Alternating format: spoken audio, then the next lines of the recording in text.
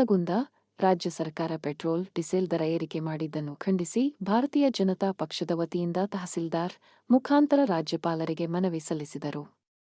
ಮಾಜಿ ಸಚಿವ ಶಂಕರ ಪಾಟೀಲ ಮುನೇನಕೊಪ್ಪ ಮಾತನಾಡಿ, ರಾಜ್ಯದಲ್ಲಿ ಆಡಳಿತದಲ್ಲಿರುವ ಕಾಂಗ್ರೆಸ್ ನೇತೃತ್ವದ ಸರ್ಕಾರ ಅಧಿಕಾರಕ್ಕೆ ಬಂದ ಮೇಲೆ ಅಭಿವೃದ್ಧಿ ಕಾರ್ಯಗಳು ನಡೀತಾ ಇಲ್ಲ. ಹಿಂದಿನ ಬಿಜೆಪಿ ಸರ್ಕಾರದಲ್ಲಿ ಆದ ಅಭಿವೃದ್ಧಿ ಕಾಮಗಾರಿಗಳಿಗೆ ಹಣ ಪಾವತಿ ಮಾಡ್ತಾ ಇಲ್ಲ. ಹೆಚ್ಚುವರಿ ಸಾಲ ಮಾಡಿ ರಾಜ್ಯದ ಆರ್ಥಿಕ ಪರಿಸ್ಥಿತಿಯನ್ನು ದಿವಾಳಿ ತಂದು ನಿಲ್ಲಿಸಿದೆ.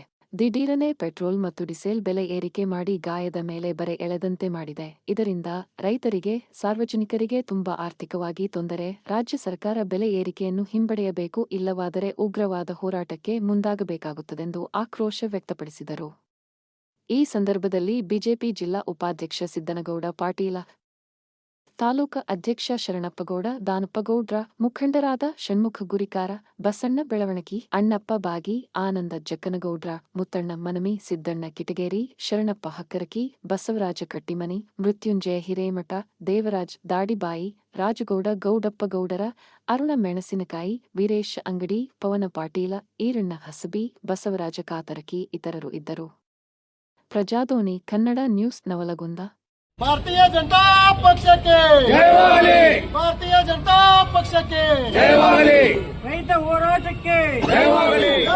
ಭಾರತೀಯ ಜನತಾ ಪಕ್ಷಕ್ಕೆ ಬೆಲೆ ಏರಿಸಿದ ಹೇಳಿ ಕಾಂಗ್ರೆಸ್ ಸರ್ಕಾರಕ್ಕೆ, ಹೇಳಿ ಕಾಂಗ್ರೆಸ್ ಸರ್ಕಾರಕ್ಕೆ.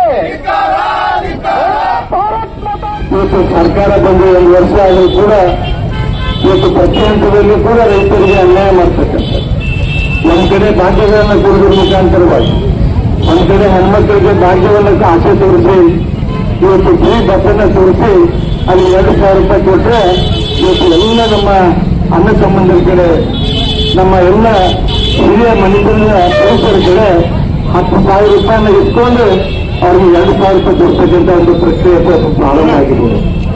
ನೇರವಾಗಿ 1 ಲಕ್ಷ ರೂಪಾಯಿಯನ್ನ ಈ ಸರ್ಕಾರಕ್ಕೆ ಕಟ್ಟಬೇಕಾಗಿದೆ. ಈ ಸರ್ಕಾರ ಇಲ್ಲಿಂದ ಹೋಗ್ಬೇಕು ಅನ್ನೋಂಥ ಮಾತನ್ನ ಕೂಡ ಮಾತನಾಡ್ತಾ ಇದ್ದಾರೆ. ಇವತ್ತು ಟಿಸಿಗಳು ನಾವಿದ್ದಾಗ ಫ್ರೀ ಕೊಡ್ತಕ್ಕಂಥದ್ದು, ನಾವು ಯಾವುದೇ ಒಂದು ಸಂದರ್ಭದಲ್ಲಿ 10,000 ಟಿಕೆಟ್ ಕೊಡ್ತಾ ಇರಲಿಲ್ಲ. 24 ಜನ ರೈತ ಬಂದು ಅರ್ಜಿ ಕೊಟ್ರೆ ಅವ್ರ ಮನೆಗೆ ಟಿಸಿಯನ್ನು ಮುಟ್ಟಿಸ್ತಕ್ಕಂಥ ಕೆಲಸನ ನಾವು ಮಾಡ್ತಾ ಇದ್ದೀವಿ. ಇವತ್ತು 2.5 ಲಕ್ಷ ರೂಪಾಯಿಯನ್ನ ಕೊಟ್ಟು ಇವತ್ತು ಟಿಸಿಯನ್ನ ಇವತ್ತು ಪಡಿತಕ್ಕಂಥ ಕುಂತೇವ ಅದು ನಮ್ಮದಾಗಿದೆ.